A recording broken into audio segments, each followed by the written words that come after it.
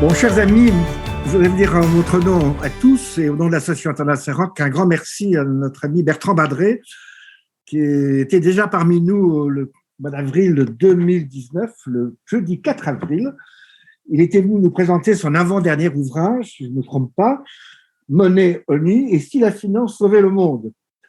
Il se trouve que déjà Bertrand Badré pointait, je dirais, un certain nombre de risques systémiques par rapport à des risques qui touchent à la non-protection, je dirais, environnementale, à la croissance des inégalités, et qui pensait aussi qu'on n'était pas, finalement, après la crise de 2007, 2008 ou 2008, 2009, la crise financière et économique internationale, on était loin, je dirais, d'avoir jugulé, je dirais, tous les risques et on risquait même, je dirais, d'aller vers une nouvelle crise.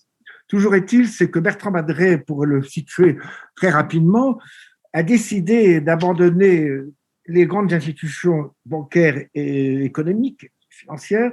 Il a été d'abord le directeur financier du Crédit Agricole, puis la Société Générale, directeur général de la Banque mondiale.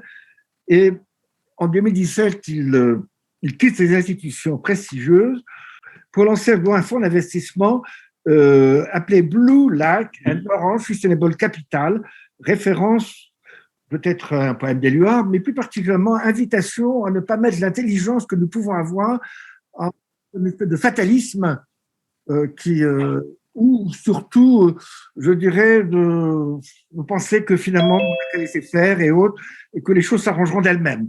Je pense que Bertrand Badré veut, en particulier, il l'avait écrit dans Honey Money, je dirais qu'en effet, la finance peut sauver le monde, mais à condition d'être peut-être de s'organiser autrement ou de changer un peu son mode, je dirais, beaucoup trop néolibérale et qui ne permettent pas de faire face, je dirais, aux besoins environnementaux et surtout à l'accroissement des inégalités sociales.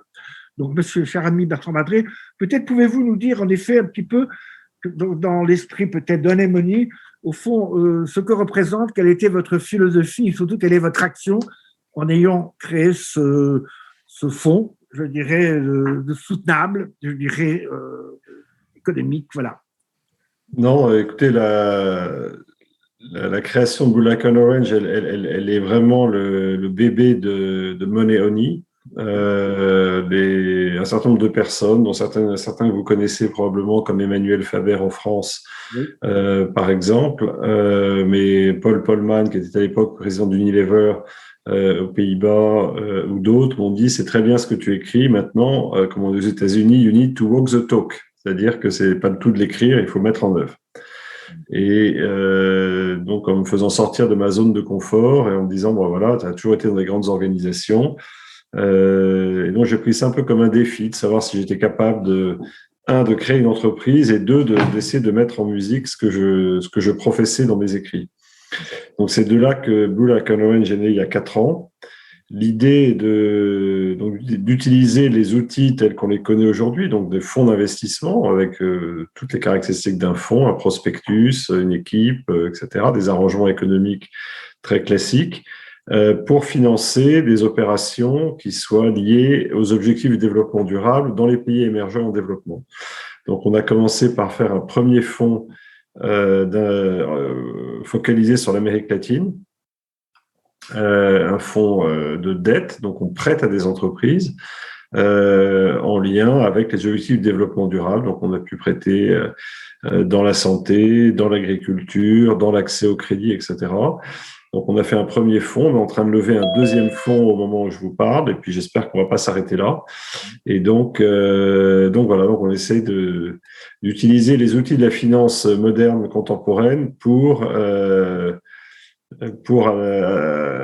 investir dans les pays, et on le fait de manière très, très en ligne avec les principes du marché aujourd'hui, c'est-à-dire que le risque est rémunéré, donc ce n'est pas charitable, c'est bien économique, mais qu'on a un impact positif dont on rend compte, qu'on mesure dans la durée, etc. Et alors, pourquoi c'est important pour moi de connecter l'impact et la performance ? Parce que dans le monde d'aujourd'hui, c'est le seul moyen de mobiliser l'épargne collective. Vous ne pouvez pas demander à un assureur ou à un fonds de pension d'investir dans un pays, d'investir sur quoi que ce soit, s'il n'est pas rémunéré du risque qu'il prend. En tant que particulier, vous pouvez faire ce que vous voulez avec votre argent, mais si vous êtes dépositaire de l'argent d'autrui, vous devez respecter ce qu'on appelle les obligations fiduciaires. Et telles qu'elles sont définies aujourd'hui, les obligations fiduciaires, c'est de rémunérer le risque que vous prenez. Et c'est tout. Et voilà, alors ça c'est une partie de mon activité. Et l'autre partie, dont on va parler ce soir, c'est de dire, OK, voilà ce qu'on peut faire dans le système tel qu'il est défini aujourd'hui. Et par ailleurs, est-ce que le système tel qu'il est défini aujourd'hui, il est adéquat? La réponse est probablement non. Et donc, en parallèle, j'essaie de voir comment on peut bouger les lignes du système. Donc, qui sont plus mes engagements publics par écrit ou par oral, comme ce soir. Alors, il semble en effet à la fin dans ce magnifique livre que je peux recommander aux uns et aux autres. Le dernier, si vous ne l'avez pas lu encore, mais vous verrez encore plus, je pense que vous aurez envie de le lire encore plus après avoir entendu Bertrand Badré. Donc, voulons-nous sérieusement changer le monde? Nous sommes dans une partie assez importante. Vous vous attelez d'abord à essayer de discerner les différents périls qui ont été en recrudescence depuis la crise de 2007-2008. Et face à cette idée en disant, mais au fond, il me semble que finalement, on avait cru pouvoir aujourd'hui, en étant sorti, je dirais, de la crise, on voyait un certain nombre de signaux assez positifs, on avait cru qu'on était sorti d'affaire. Et il me semble que vous faites un certain nombre d'analyses pour montrer que, d'une certaine manière, on a plus colmaté des brèches, mais qu'on n'a pas du tout, on ne peut pas vraiment attaquer un véritable changement, je dirais, qui permette véritablement de faire face à la fois, on a vu dans la crise sanitaire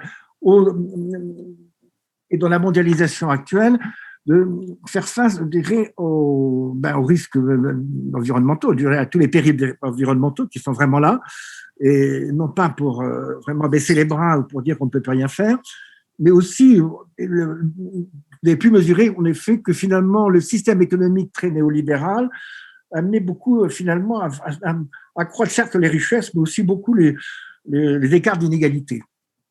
En fait, je vais reprendre là où je l'avais laissé la dernière fois qu'on s'est parlé il y a 2 ans, en faisant une perspective historique. Alors, les spécialistes, pardon, être un peu simplistes, mais quand on regarde à grands traits ce qui s'est passé en gros depuis la Deuxième Guerre mondiale, on a eu deux grandes périodes avec une période intermédiaire, et je pense qu'on rentre dans une autre période intermédiaire aujourd'hui.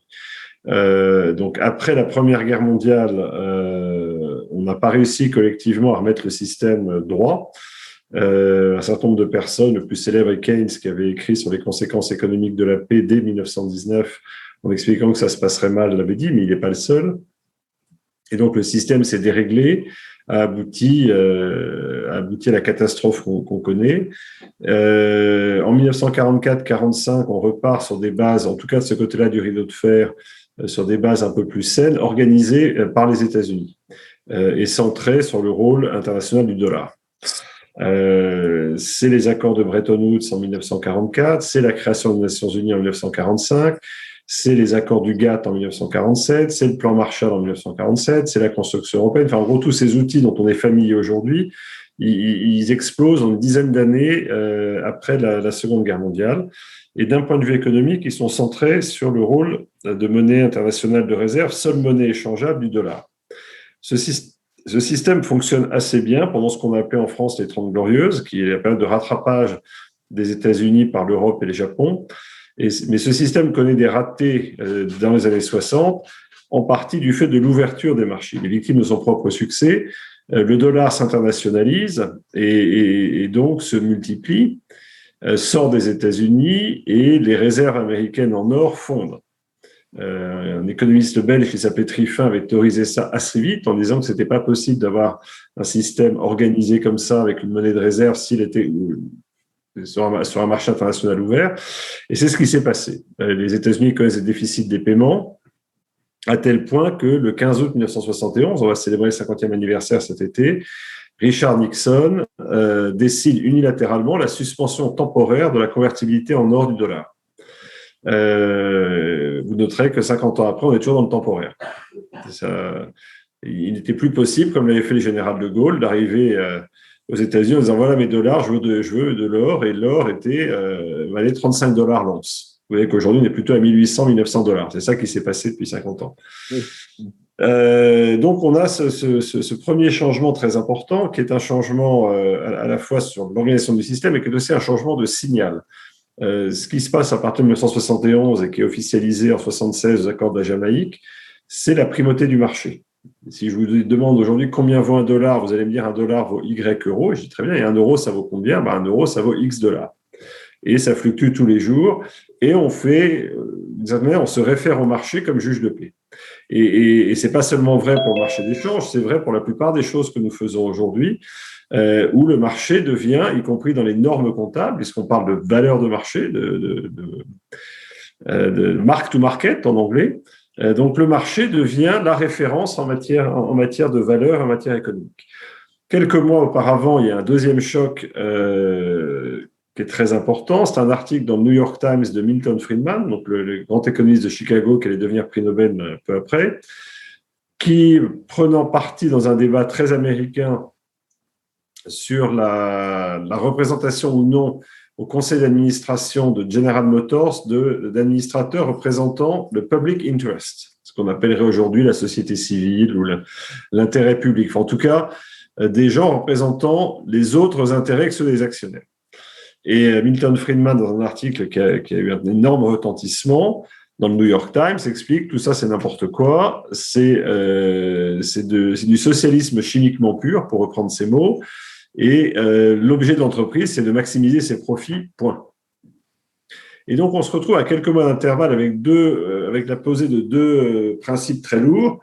La primauté du profit comme objectif de l'entreprise, d'un profit défini de manière financière, et au bénéfice exclusif des actionnaires, et d'autre part, la primauté du marché.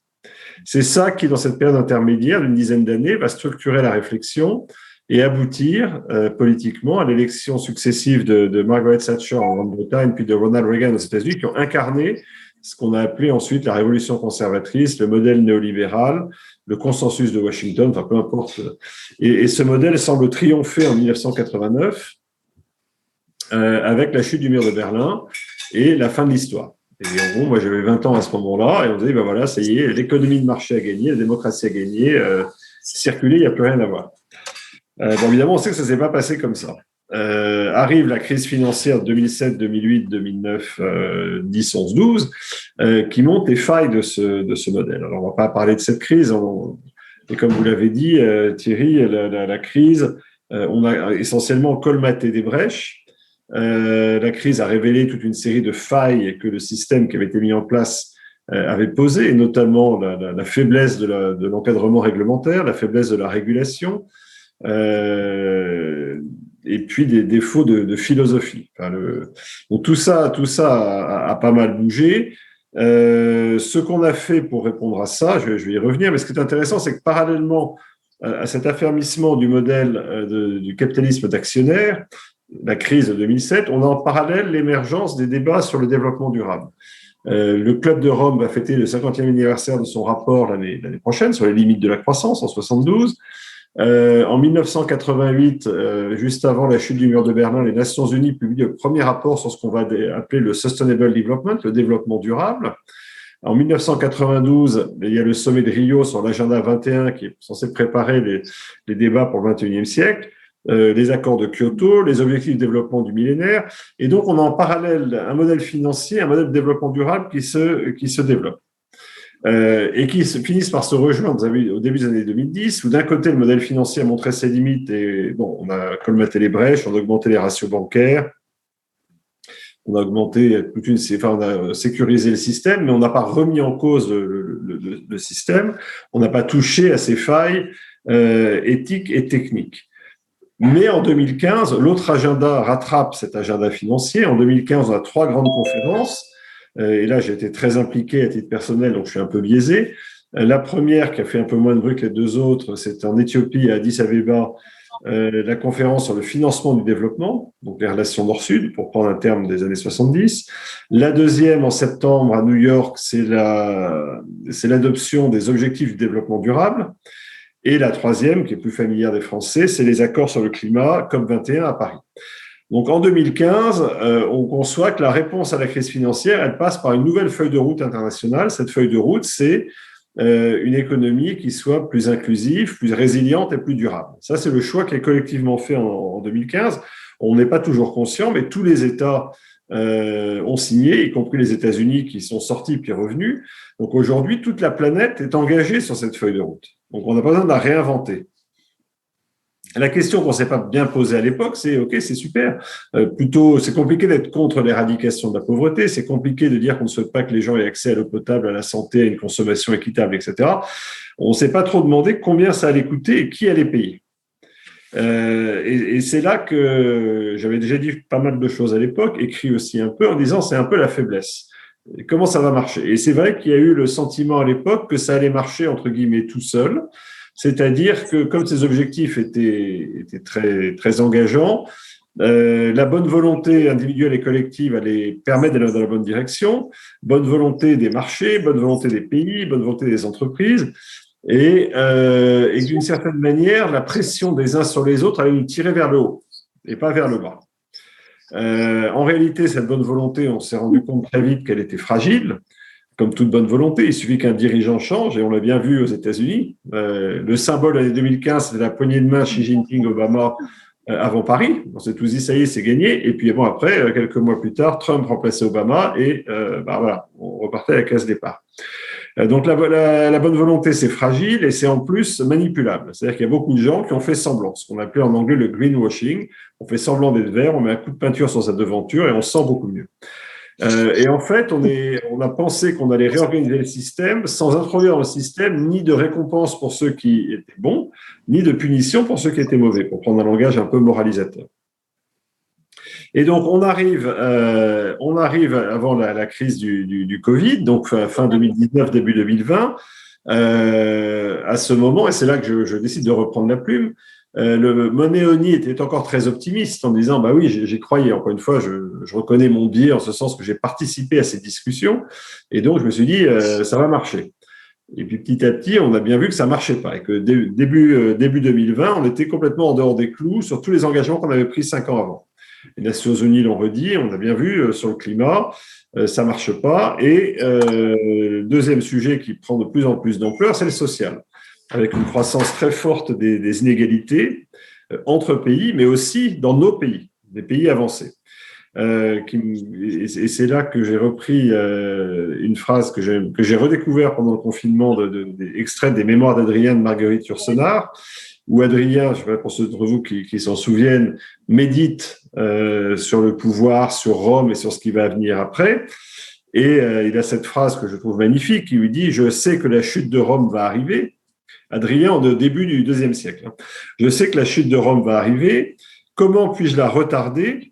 Comment puis-je retarder ce moment où les barbares au dehors et les esclaves au dedans se rueront sur un monde qu'on leur demande de respecter de loin ou de servir d'en bas? Et je trouve que ça résonne beaucoup aujourd'hui. Alors évidemment, l'éditeur a un peu tiqué en voyant le mot barbare et esclave. Il me dit c'est pas très politiquement correct, mais je dis c'est pas moi, c'est Marguerite Yourcenar, c'est de la littérature. Mais on voit bien, les barbares, c'est ceux que Donald Trump veut mettre derrière un mur avec le Mexique, et les esclaves, c'est tous les gens, des pauvres de nos pays, et on retrouve des réflexes romains. Le mur, ça s'appelait le limes, et les pots, ça s'appelait du pain et des jeux. Et donc, je trouve qu'il y avait un certain écho, et cette tension sociale vient accompagner la tension environnementale. Et c'est ces deux défis que le Covid nous oblige à traiter de nouveau. Vous vous souviendrez peut-être de certains nombre de dessins qui ont circulé pendant la crise du Covid. On voyait un gars sur une plage tout petit avec la vague du Covid qui arrivait, et derrière, il y avait la vague du climat encore plus grosse, et derrière, la vague des inégalités encore plus grosse. Sur le thème, le Covid, c'est un apéritif. Vous allez voir ce que vous allez voir quand la crise climatique et la crise sociale vont tomber dessus. Il y avait eu un très beau dessin de The Economist aussi, où on voyait un boxeur homme, avec une tête de planète, en train de se battre contre un autre boxeur qui avait une tête de Covid. Et autour, on voyait s'entraîner autour du ring un géant colossal qui s'appelait changement climatique. Sur le thème, le Covid, c'est bien. Là, vous croyez qu'en arrêtant les émissions de carbone là, pendant 6 mois, vous allez sauver la planète, vous n'avez rien fait du tout. Et donc, le Covid nous a obligé à reposer ces questions. On a beaucoup foisonné sur le monde d'après. Il y a plein de livres. On dit, Michel Houellebecq, avec son talent habituel, a dit le monde d'après, c'est le monde d'avant en pire. Bon, voilà. Donc, on a cette tension entre un Covid qui n'est pas, enfin, déjà des pandémies, il y en a eu sur toutes les latitudes et à toutes les époques. Donc, c'est pas, il y a le Covid n'est pas une crise du capitalisme ou de la mondialisation. Il y a probablement des liens, notamment dans le rapprochement entre la population humaine et les populations animales, etc., avec un certain nombre de choses qui sont liées à notre civilisation, de même que l'explosion des transports contribue à ce que les pandémies circulent plus vite. Enfin, c'est pas le capitalisme dans ses turpitudes qui a fait naître la pandémie. En revanche, cette pandémie, elle met en évidence le fait qu'on n'a pas fini le boulot après la crise financière, elle met en évidence les failles qui n'ont pas été traitées, elle a souligné un égoïsme des États. On a vu pas mal de manifestations récemment sur le vaccin. On voit qu'effectivement, dans les pays avancés, entre 30 et 50% des gens sont vaccinés, alors qu'en Afrique, c'est 0,1%. On l'a vu sur le plan financier, où il y a un an, la Banque mondiale et les Nations unies disaient qu'il fallait mobiliser 3 000 milliards de dollars pour les pays les plus pauvres. Et au total, le G20 a mobilisé 14 milliards. On voit qu'il y a un écart entre les besoins et ce qu'on a apporté. Donc, la pandémie a mis en avant cet égoïsme qui n'a pas disparu, les tensions multilatérales qui sont présentes. Et puis, il a accéléré toute une série de tendances, notamment dans le numérique et le digital, mais aussi, je l'ai dit, sur les inégalités, où le Covid n'a pas touché tout le monde de la même manière. Il a touché plutôt les populations les plus pauvres, les minorités. L'impact sanitaire était très différencié selon les pays et au sein des pays. Et encore une fois, il y a plutôt des gens qui s'en sont bien sortis. Sur le plan économique, c'est manifeste. Les riches sont beaucoup plus riches, en partie parce que du fait de l'action des banques centrales, les taux d'intérêt sont restés extrêmement bas. Les marchés actions ont beaucoup augmenté. Enfin, on pourra en reparler. Mais c'est pas du tout un hasard que les fortunes individuelles de gens comme Bezos, Bernard Arnault, Elon Musk, etc., et où un certain nombre est passé le cap des 100 milliards de dollars qui paraissait une forme de barrière. C'est-à-dire maintenant, on est à 200 milliards, et puis on se dit peut-être qu'un jour, ils font 400, 500, enfin. Et les milliardaires américains ont accru leur patrimoine de 750 milliards de dollars depuis le début de la crise. Alors que dans le même temps, il y a 10 millions d'emplois en moins aux États-Unis. Je prends cet exemple un peu visible. Inégalité aussi, évidemment, sociale. Et donc, tout ça nous oblige à nous poser la question de, bon, OK, on a une crise, qu'est-ce qui se passe après? Surtout à un moment où la finance elle-même doit se poser des questions. Pour ceux d'entre vous qui ont fait un peu de finance, l'idée que les taux soient à zéro, c'est pas naturel. Bien, moi, je me souviens qu'il y avait une expérience de taux négatifs dans les années 87, je crois, à Hong Kong, où pendant quelques jours, on a mis des taux négatifs pour réajuster le dollar de Hong Kong par rapport au dollar américain. Enfin, en gros, il n'y a pas un seul livre d'économie qui expliquait de manière détaillée ce que c'est que des taux négatifs et comment ça fonctionne. Donc là aussi, il faut qu'on prenne ça en compte. Ça veut dire quoi? Deuxième question, alors, qui n'est pas de même nature, mais qui là aussi nous interroge, c'est le développement des cryptocurrencies. Le Bitcoin est la plus connue, et toutes les réflexions que ça pose sur notre relation à la monnaie. Comment ça marche? Il y a de plus en plus de livres sur ces sujets-là. Et plus généralement, sur le rôle des banques centrales, avec cette espèce de thème récurrent sur il faut annuler les dettes, l'argent est devenu gratuit, il n'y a pas de limite, etc. Donc, on est dans un univers où même les colonnes du temple financier sont ébranlées. Donc, on voit bien qu'on a une pandémie qui a secoué nos sociétés, qui a mis en évidence le fait qu'on n'avait au fond pas traité les sujets précédents. On doit faire face à des nouveaux sujets, notamment environnementaux et sociaux. Et par ailleurs, il y a des questions qui se posent à la finance. Et on se retrouve finalement dans une situation difficile où on se rend compte que ce qui a été posé depuis les années 70, la primauté du marché et la primauté du profit au service de l'actionnaire, demeure au cœur de notre système aujourd'hui. C'est ça qui structure les normes comptables, c'est ça qui structure les modes de rémunération, c'est ça qui structure les obligations fiduciaires, donc les obligations de ceux qui gèrent notre argent, la gouvernance des entreprises, la manière dont l'agence de notation fonctionne, etc. Enfin, tout ce qui fait la vie économique aujourd'hui découle très largement de ce qui s'est passé il y a une cinquantaine d'années. Et on voit bien que ce système, il a montré ses limites. On a beaucoup dit dans cette crise, notamment au début, que le marché, ça fonctionnait, mais que c'est ça qui faisait que tout était produit en Chine et quand il y a une pandémie, ça s'arrête. Donc, on a privilégié l'optimisation au lieu de privilégier la résilience, la capacité à faire face à des chocs. Donc, maximiser le profit, on fait ça sur tableur Excel, on tire, puis un jour, ça pète. Et c'est ça qui a été montré par l'épisode qu'on a vécu l'année dernière, qu'on avait largement développé un capitalisme que j'appellerais hors sol. Un capitalisme qui fonctionne sur ordinateur, mais qui oublie que de temps en temps, il y a des vrais gens, des vrais pays, etc., qui font que ça ne marche pas. Et tout ça, c'est aussi développé, donc ce qu'on appelle l'utilitarisme économique, vous valez ce que valent vos cash flows, c'est développé aussi sur une émergence d'un individualisme, d'un égoïsme, etc., qui fait que, si je veux être très provocateur, on l'a vu en Grande-Bretagne ou en France, il y a une dichotomie entre les grandes villes et les provinces. Il y a au sein des familles, effectivement, là où il y avait une solidarité familiale, celle-ci explose de plus en plus. Et les entreprises deviennent des assemblages où quand ça ne va pas, on coupe et on vend. Donc, on a un monde qui est beaucoup plus dur de ce point de vue-là. Plus efficace, peut-être, mais beaucoup plus dur et avec certaines limites. On voit aussi les limites du modèle financier qui est articulé sur le couple risque-rendement. Vous prenez quel risque, quel rendement vous avez en face. Et on voit que ce modèle n'intègre pas le risque climatique, n'intègre pas le risque social, parce que ça ne fait pas partie de l'équation. Si je veux être un peu provocateur, je dirais que le profit dont parlait Friedman, on oublie que ce profit, il n'y a pas de définition. Pour ceux d'entre vous qui ont été en charge de finances d'entreprise, le profit, c'est des revenus moins des coûts. Voilà, on revient à l'épicerie, c'est des revenus moins des coûts. Dès que vous rentrez dans le détail, il y a plein de manières de calculer ces revenus, il y a plein de manières de calculer ces coûts. Donc, il n'y a pas de définition. Il ne faut pas croire que c'est quelque chose qui est gravé dans le marbre. Le profit, pour moi, c'est un impératif. Si vous n'êtes pas profitable, vous ne pouvez pas vous garantir votre développement dans la durée. Donc, il faut être profitable. Et on peut définir ce que ça veut dire être profitable, mais il faut être profitable. Mais le profit, c'est, comme on dit en anglais, un outcome. C'est un résultat. C'est encore une fois le résultat défini par des normes sociales de revenus moins des coûts. Il faut bien avoir à l'idée que ce profit, encore une fois, on peut le faire évoluer. La vraie question, moi, ce n'est pas tant celle du profit que celle de la performance. Quelle convention on adopte pour mesurer la performance économique? Et c'est bien ça le sujet auquel on est confronté aujourd'hui, qui me fait dire qu'il faut qu'on change de, comme on dit dans l'informatique, d'operating system, le système d'exploitation de l'ordinateur, qui est, encore une fois, on va l'appeler pour simplifier, le système de Milton Friedman. Ce système-là a montré ses limites, et donc, je pense que dans une période intermédiaire, et qu'il faut faire émerger une troisième période. Après les 30 glorieuses et après le modèle néolibéral, j'espère qu'on va faire émerger un modèle, comme je disais, durable, résilient et inclusif. Et là, je reprendrai une formule d'un professeur que j'aime beaucoup à Oxford, Colin Mayer, qui dit « L'objet de l'entreprise, ce n'est pas de maximiser le profit.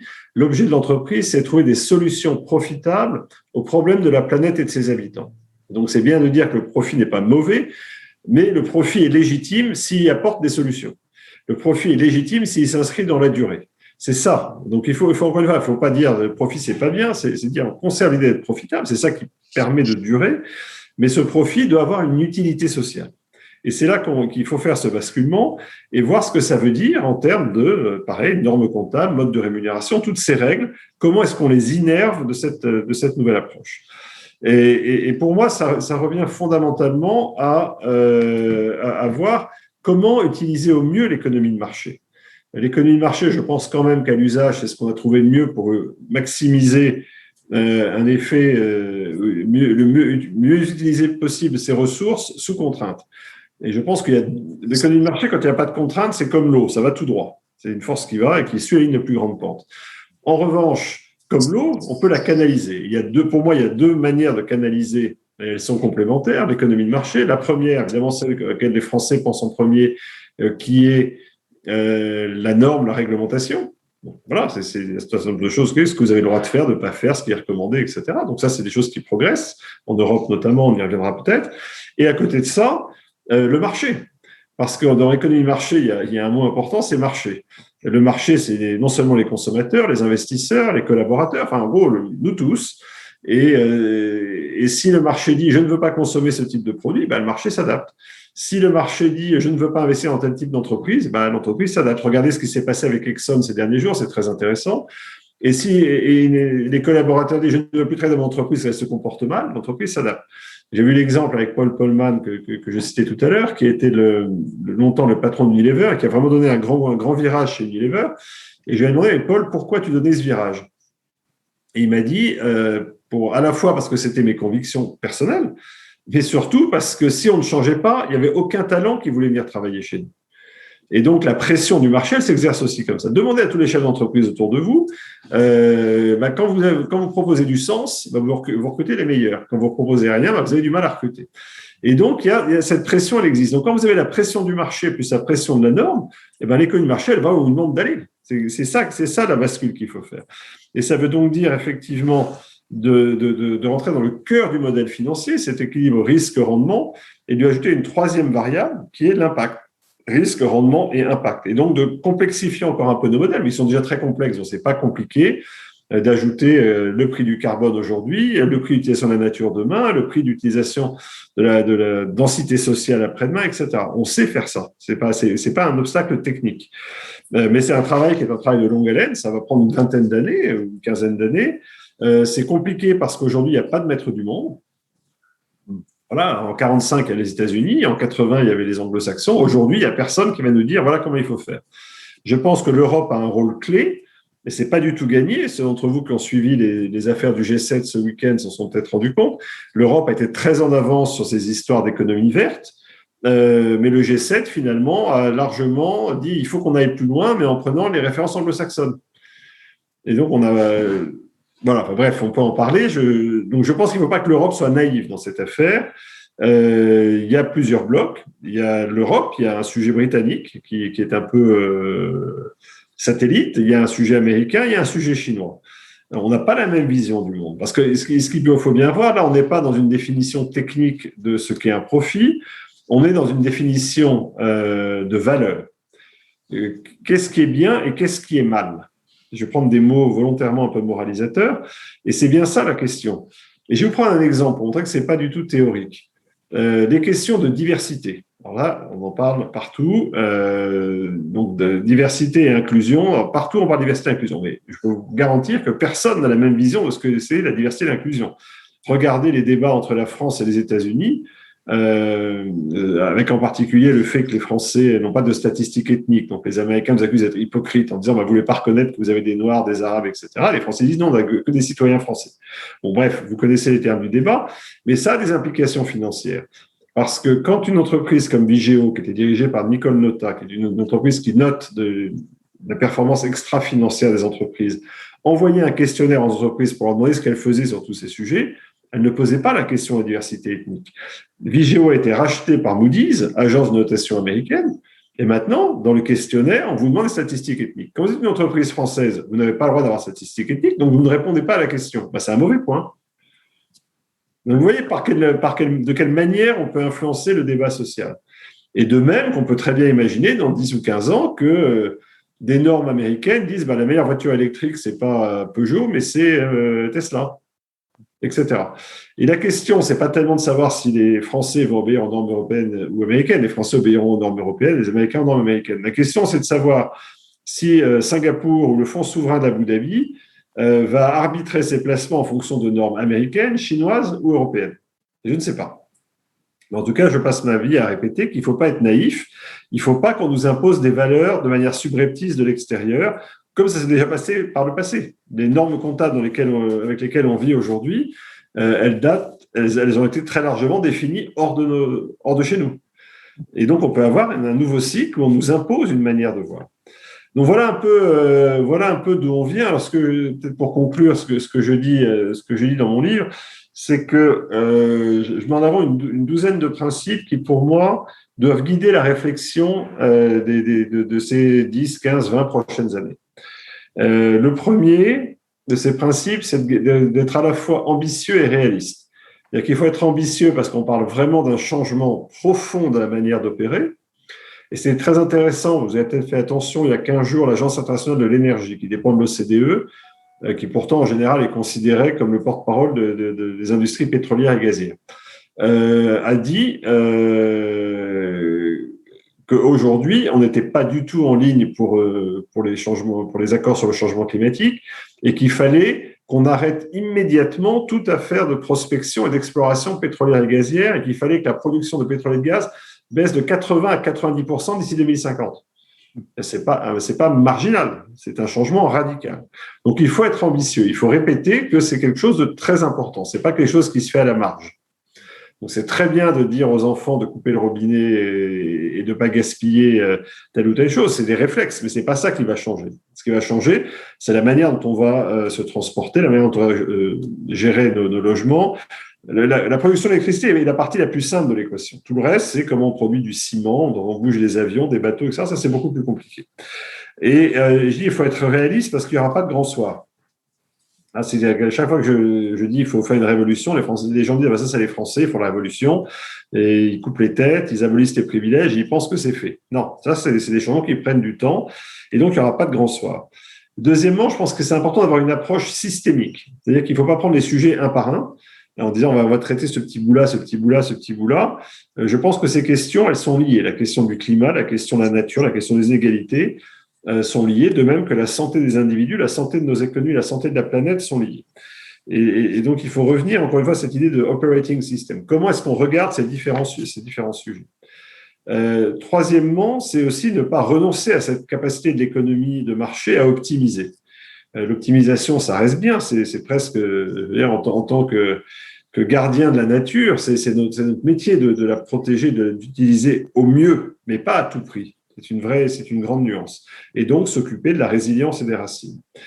Quatrièmement, je crois qu'il y a un enjeu très fort de coopération entre les secteurs publics et privés. Là aussi, c'est compliqué parce que la plupart des enjeux dont on parle, c'est pas le seul secteur privé, c'est pas le seul secteur public. Et on passe son temps à dire, voilà, avec le Covid, on est passé de nouveau, c'est le gouvernement les secteurs publics qui est en tête, et puis après on dira c'est le privé, etc. Non, il faut apprendre à travailler ensemble à un moment où les suspicions entre tout le monde sont très grandes. Donc là aussi, c'est très important de pas seulement faire des petits trucs, mais là aussi changer radicalement notre capacité à travailler ensemble. Cinquièmement, utiliser la transformation numérique. Elle ouvre des horizons, elle nous donne des outils, etc. Mais là aussi, c'est un peu comme la finance, c'est des outils absolument magnifiques, avec une force inouïe, mais qui nous séduisent autant qu'ils nous font peur, et avec des réactions difficiles. Donc là aussi, il y a aussi un travail d'éducation et d'éthique à développer.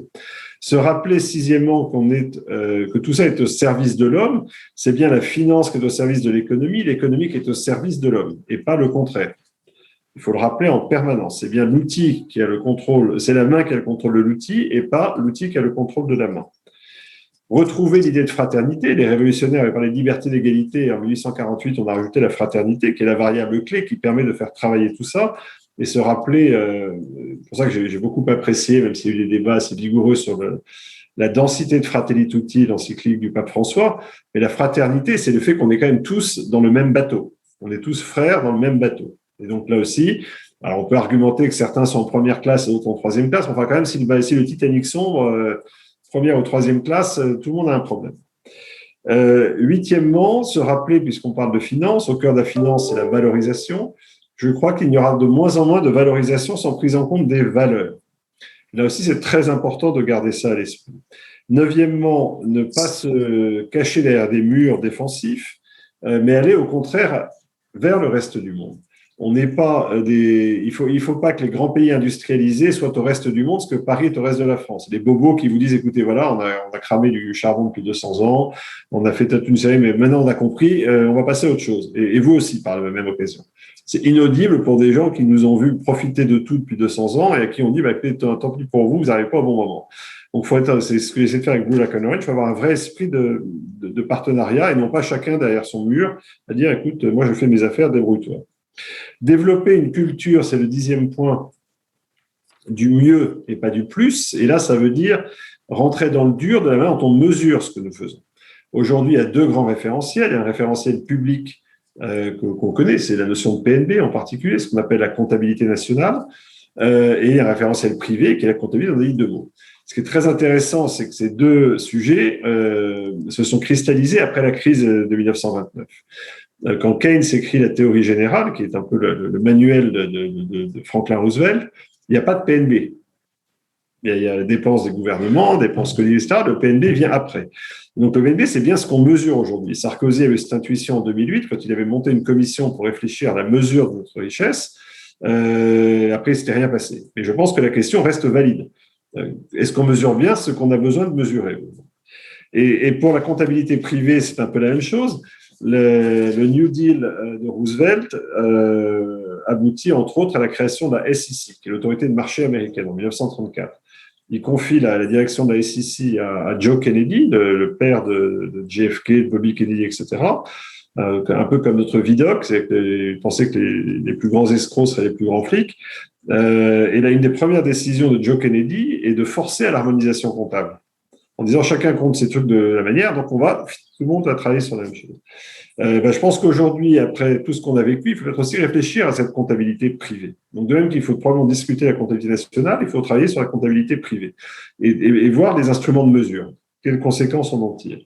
11e, évidemment, c'est peut-être le point le plus important, on doit ce changement aux plus jeunes. Qu'est-ce que c'est que le développement durable? C'est ce qui avait été dit en 88 par les Nations Unies. C'est le développement qui répond aux besoins du présent sans compromettre la possibilité pour les générations à venir de pouvoir répondre à leurs propres besoins.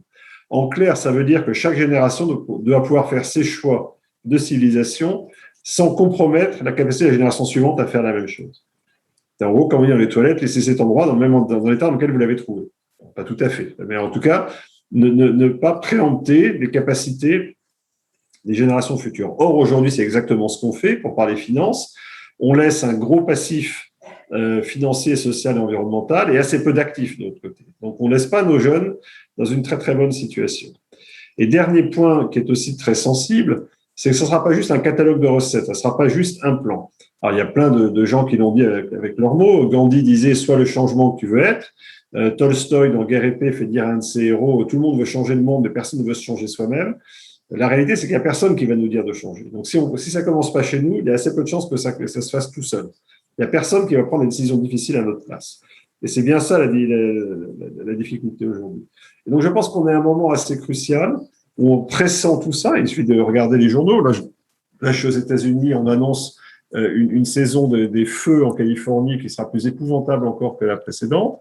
Regardez, rappelez-vous ce qui s'était passé en Australie. Regardez les tensions sociales un peu partout sur la planète. On est à un moment de cristallisation. Alors, je suis pas du tout pessimiste. Je pense qu'on n'a jamais eu autant de moyens financiers, techniques et humains à notre disposition.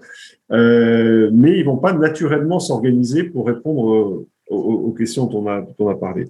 Et je me permettrai, pour conclure, de citer Theodore Roosevelt. Alors, il est un peu moins à la mode aujourd'hui, parce que moi, c'est quelqu'un que j'admire beaucoup, mais effectivement, qui était le plus jeune président américain, qui était président à 41 ans, plus jeune que Kennedy,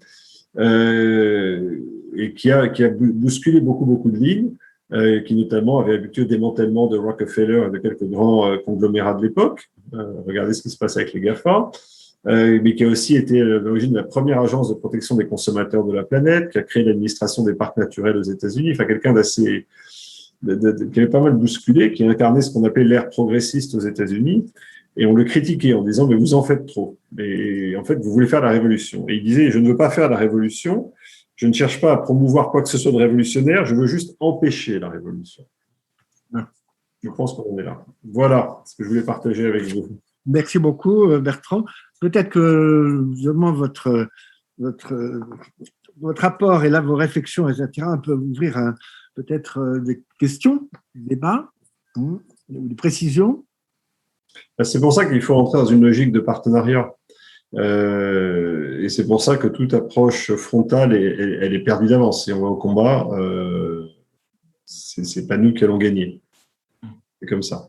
Et donc, c'est pour ça que les logiques successives qui ont été rappelées, pas forcément mises en œuvre, que les pays les plus avancés, c'est quand même eux qui ont cramé le budget carbone de la planète, contribuent à des solutions pour ces pays. Alors, la Chine est un peu hors concours, ils sont sur leur propre. Et je pense qu'on peut faire beaucoup plus avec des pays comme le Brésil, comme l'Inde, le Nigeria et quelques autres, et que c'est pour ça qu'il faut y aller ensemble. Et c'est pour ça que je suis inquiet de tout ce qui porte atteinte au multilatéral. Alors, ce qui est intéressant, c'est que vous aurez noté que quand on parle des tensions, encore une fois, je les vois des États-Unis, Amérique, Chine, on dit oui, on est d'accord sur rien, mais sur le climat, on va agir ensemble. Amérique, Russie, pareil, on est d'accord sur rien. Poutine avise notre pays, mais sur le climat, on est d'accord. Donc, il y a quand même ce sentiment qu'il y a quelque chose de plus grand qui nous dépasse sur ces sujets-là. Donc, c'est pas parfait, mais on a quand même progressé. Mais ça va être plus compliqué sur les autres sujets, oui, je suis d'accord. Et c'est aussi pour ça que j'ai choisi, ce qui est peut-être un peu la face nord, de développer Blue Orange dans les pays émergents en développement, parce que je pense que c'est là qu'est la vraie frontière. Je pense que les questions dont on parle, elles sont à peu près bien comprises dans nos pays. Ça va jamais aussi vite ni aussi loin qu'on le souhaite, mais enfin, en gros, la machine est partie. En revanche, pour moi, la frontière de développement durable, elle va être dans ces pays dont vous parlez, en Inde, en Nigeria, en Algérie, en Colombie, etc. Et plus on fait les choses ensemble, plus c'est win-win. Moins on les fait ensemble, plus ça va être un combat. Et effectivement, l'Europe est assez mal partie. Les États-Unis et la Chine pourront faire à peu près ce qu'ils veulent. Nous, on sera un peu prisonniers de nos principes et de notre taille.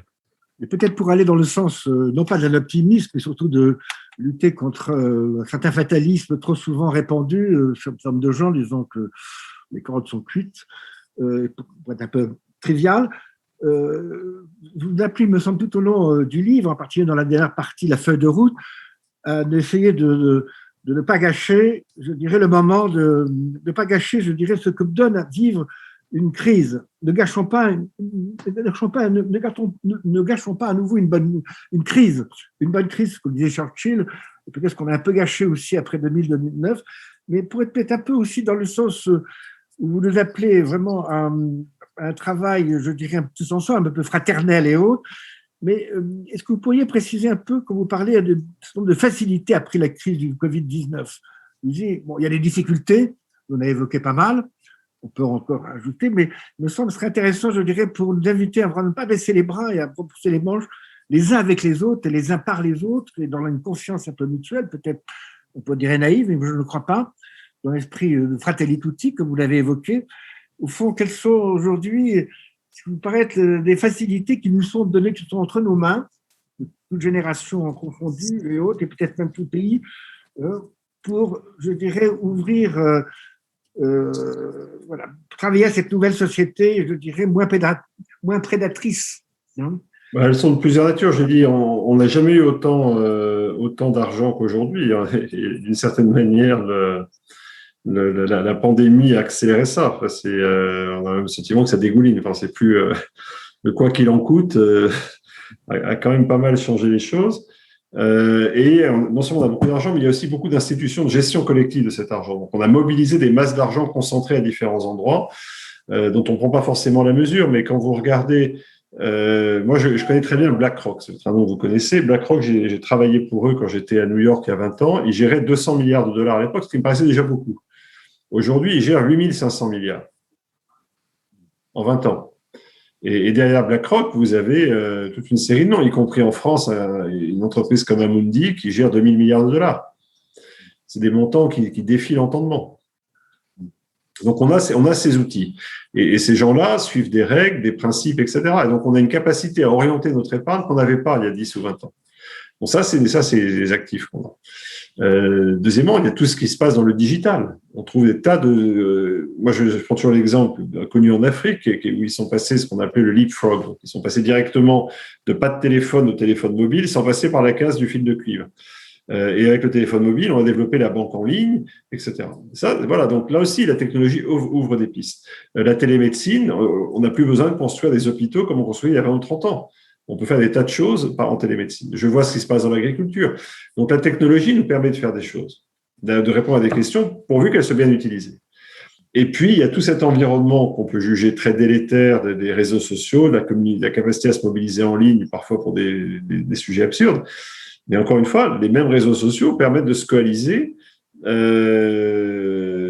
pour organiser le boycott d'entreprises qui se comportent mal, de monter en épingle Exxon qui va devoir prendre 3 personnes qui comptaient sa stratégie climat à son board, les 30 000 stagiaires français qui avaient fait une pétition pour dire qu'ils n'iraient pas travailler dans une entreprise qu'ils n'aiment pas. Enfin, c'est très nouveau tout ça.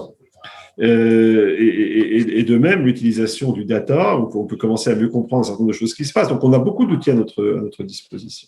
Mais comme vous l'avez vu, ces outils, ils marchent dans les deux sens. Ils peuvent nous entraîner dans la mauvaise direction aussi, comme souvent les outils. Donc, moi, je suis plutôt optimiste au sens où je vois tout ce qu'on est capable de faire en théorie. J'avais fait un post l'année dernière en disant, en fait, il paraît qu'on a fait beaucoup de puzzles pendant le Covid. Je crois qu'on a toutes les pièces du puzzle. On a de l'argent, on a des technologies, on a à peu près bien compris les problèmes. On n'a pas besoin de réinventer l'Union européenne, les Nations unies, la Banque mondiale. Tout ça, ça existe. Pour faire marcher tout ça, il faut faire le puzzle. Mais je pense qu'on a toutes les pièces. Je ne pense pas qu'il nous manque quoi que ce soit en réalité. C'est ça qui est à la fois désespérant et en même temps très stimulant. On a tout à notre portée. Est-ce que l'argent peut continuer à couler à flot comme ça? Parce que, est-ce que ça risque pas aussi de donner l'illusion aux gens que indéfiniment, on pourra toujours être Ouais, je pense non, il y a des limites. On peut pas continuer comme ça tout le temps, mais on peut. En tout cas, on a repoussé un certain nombre de limites. La difficulté, c'est que ces sujets-là sont des sujets qui sont très compliqués sur lesquels on n'a pas forcément bien géré la communication. C'est sûr qu'on vous disait fin 2019, bon, après les gilets jaunes, on va racler les fonds de tiroir, on va trouver 10 milliards ou 15 milliards. Et là, c'est beaucoup d'argent, tout le monde se retourner, etc. Et puis un an après, on dit, ben voilà, on va faire un déficit de 250 milliards. C'est très compliqué d'expliquer maintenant, il n'y a plus d'argent. Donc on dit, il va falloir faire des réformes, il faut aller plus loin, etc. Mais il n'y a pas qu'en France. Hein. Les chiffres aux États-Unis sont encore plus spectaculaires. Donc aujourd'hui, c'est probablement pas forcément dans les circonstances actuelles, c'est pas forcément un problème. Il ne faut pas que ça devienne un régime de croisière. C'est-à-dire qu'il faut accepter les circonstances exceptionnelles que facilite le fait que les taux d'intérêt sont très bas, etc. Et on peut pas, pour l'éternité, avoir des déficits de 10%. Ça n'existe pas. Est-ce que je peux demander, quand vous dites qu'on a toutes les pièces du puzzle, vous n'avez pas parlé, vous avez dit qu'il n'y a pas de leader en ce moment. Est-ce qu'on peut réussir ces changements sans quelqu'un qui nous, ou plusieurs leaders, évidemment, qui nous congrèguent, qui nous rassemblent, est-ce que ça peut se passer de par la société civile? Non, mais c'est un peu ce que je dis. La difficulté, c'est qu'il n'y a pas de maître du monde. Et voilà, donc il faut qu'on vive avec cette idée-là. Je pense que l'Europe a un rôle important à jouer. L'Europe a plutôt été assez leader sur ces questions-là. Comme m'avait dit le numéro 2 du FMI sous Christine Lagarde, qui est américain, m'a dit, voilà, tu vois, l'Europe, vous avez perdu tous les combats, il vous en reste 2, vous pouvez taxer et réglementer. Ça, vous savez faire. Mais c'était à la fois très dur et assez exact. Je pense qu'on a une capacité à influencer. On a encore de l'épargne, on a encore un géant commercial, etc. Et donc, l'Europe peut participer. Et après, c'est mettre autour de la table. Il y a essentiellement 3 grands acteurs un peu leaders qui sont États-Unis, Europe et Chine. L'Europe et la Chine ont ceci en commun qu'elles avancent plutôt par la réglementation, alors que les États-Unis avancent plutôt par les acteurs de marché, les BlackRock et les Bloomberg. Et puis, vous avez la Grande-Bretagne qui est un peu électron libre au milieu de tout ça, et puis les grands pays émergents. Donc, est-ce qu'on va être capable d'organiser ces plaques de manière coopérative ou est-ce qu'on va entrer dans une compétition qui serait assez délétère? La réponse, je ne sais pas.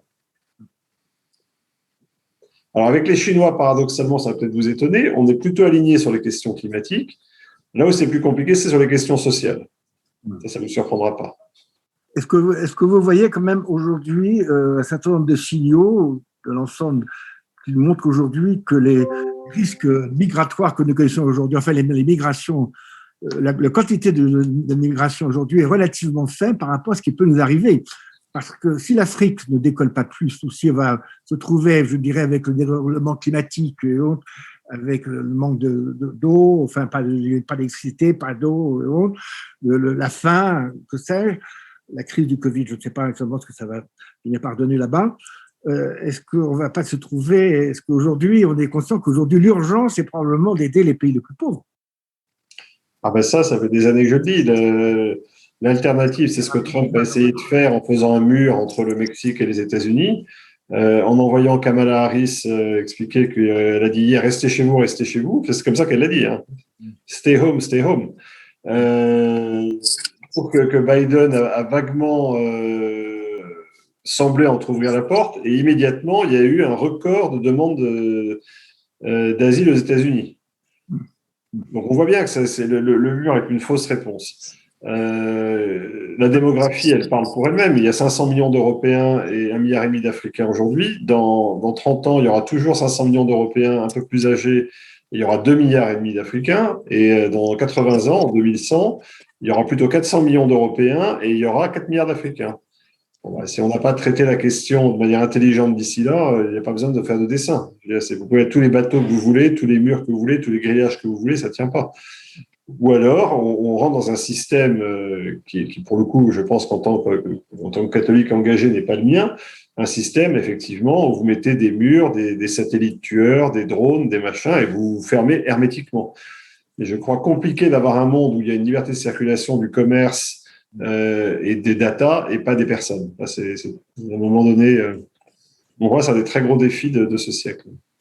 Bon, est-ce qu'aujourd'hui, l'accord qui semble se dessiner, je dirais, sur une régulation de l'évasion fiscale, paraît une chose réaliste, enfin qui va vraiment se faire avec, puis il faut l'accord de tous, ou c'est la bonne nouvelle, c'est qu'on en parle et que les grands pays sont d'accord.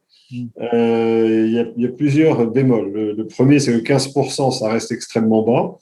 15%, vous allez retrouver les taux de l'Irlande, vous n'êtes pas très loin des taux irlandais ou suisses ou luxembourgeois, donc vous ne créez pas quelque chose. Mais c'est vrai que le principe de dire que vous payez des impôts où que vous soyez, ça c'est important, et qu'en plus sur la partie des technologies, il y a une partie de l'impôt qui est payée là où vous gagnez votre argent. Donc ça, c'est des principes qui sont posés. Après, la mise en œuvre va prendre des années. C'est pas le G7 qui décide pour le reste du monde. Oui. À l'OCDE, c'est du consensus. Les Irlandais ont déjà dit qu'ils n'étaient pas hyper d'accord avec tout ce qu'on proposait. Alors, ça va dans le bon sens, mais il ne faut pas se dire que dès l'année prochaine, ça fonctionne. Ça va prendre 5 à 10 ans. D'ailleurs, je vois que, en effet, enfin, aujourd'hui, ne rêvons pas d'une révolution à court terme, hein, mais c'est de mettre en route un système qui vraiment va vers non pas un plus, mais un mieux. C'est surtout ça, un mieux pour le service du bien commun. J'ai l'impression que dans votre livre, enfin, c'est vraiment ce qui apparaît tout le temps, enfin, je dirais, c'est pas le plus, pas la maximisation du plus, mais du mieux, mais pour le bien tout, sachant qu'on on l'a vu avec la crise du Covid, on a même été étonné de la rapidité avec laquelle cette maladie s'est vraiment propagée à une vitesse inimaginable. Je dirais que nous sommes tous finalement dépendants les uns des autres. Alors, et pour ça aussi, je pense peut-être une source d'éveil des uns et des autres dans l'esprit de Fratelli Tutti, mais ce que vous évoquez aujourd'hui, c'est qu'on ne peut pas se ficher du voisin. Hein. Les frontières ne sont pas du tout hermétiques. Absolument. Non, c'est... Non. Voilà. Bon, est-ce qu'il y a d'autres questions? On va peut-être laisser M. Badré, qui a quand même des heures à venir quand même aussi encore. Je n'ai pas encore déjeuné en fait. Donc, voilà. Alors, on va vous rendre votre liberté en vous remerciant vraiment infiniment. C'est moi qui vous remercie. Non, on aura peut-être la joie de vous voir encore plus parmi nous et bienvenue. Quand je serai rentré à Paris, certainement. Oui. Mais de continuer à nous éveiller, je dirais, comme dit Éric Orsena dans le merci de nous rappeler qu'il y a le feu, mais que tout est encore possible, à condition de ne pas baisser les bras, mais d'être dans un esprit beaucoup plus solidaire et solitaire. Solitaire, hein. Donc, grand merci de ce travail que vous faites et tous mes voeux aussi pour vos investissements et avec l'expérience économique et financière internationale qui est la vôtre. Et tous mes voeux vous accompagnent et mon amitié aussi à partager avec les vôtres, votre femme et vos enfants. Merci beaucoup. Merci à tous. Merci beaucoup, cher Bertrand. À bientôt. Au revoir. On va avoir probablement la prochaine fois, enfin une des prochaines fois, Christine Fontanet, qui, vous savez, nous parlera, elle, de son engagement depuis des années sur cette institution, je dirais, humanitaire, qui vient, je dirais, pas seulement au secours, c'est pas la charité, qui vient vraiment rendre justice à tant d'enfants de la rue aujourd'hui dans les grandes villes. Ah. Donc, elle fait un travail qui est dans le sacré enjeu, oui. Et l'enjeu est aussi formidable, à la fois pour la formation, l'éducation de ces jeunes, leur soutien affectif, bien entendu aussi, mais aussi sur le plan du développement personnel. Une date et on vous enverra un programme avec d'autres conférences qu'on va essayer de monter avec Christine en particulier. Pareil, merci Jean-Pierre d'être là. Et je vois que tout le monde est parti dîner là, tout le monde avait faim.